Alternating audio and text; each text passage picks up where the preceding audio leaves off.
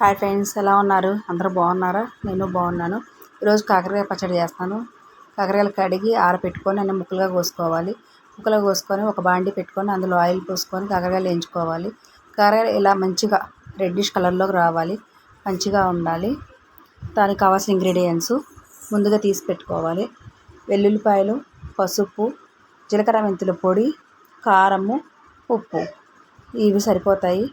ఇవన్నీ దగ్గర పెట్టుకోవాలి. ఇట్లా కాకరకాయలు వేయించుకొని ఇందాక చెప్పిన ఇంగ్రీడియంట్స్ ఆయిల్ కూడా ముఖ్యంగా మర్చిపోయాను.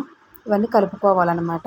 ముందు గిన్నెలో కాకరకాయలు వేసుకొని ముందుగా కారము, దాని తర్వాత ఉప్పు, దాని తర్వాత ఒక స్పూన్ పసుపు కూడా వేసుకోవాలి. మంచి కలర్ వస్తుంది పసుపు వేసుకోవడం వల్ల. ఒక స్పూన్ వేసుకోవాలి. దాని తర్వాత జీలకర్ర మెంతుల పొడి అదొక 3 స్పూన్స్ వేసుకోవాలి. అవి వేసుకున్న తర్వాత మళ్ళీ వెల్లుల్లిపాయలు కూడా కచ్చాపచ్చాగా దంచుకొని అవి కూడా వేసుకోవాలి.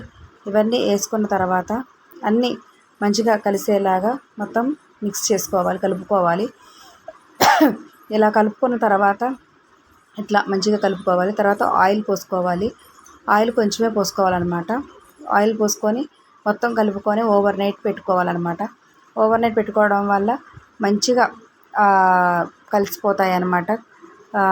మళ్ళీ ఉదయాన్నే కొంచెం ఆయిల్ పోసుకొని ఉప్పు కారం సరిపోయా లేవో చూసుకోవాలి.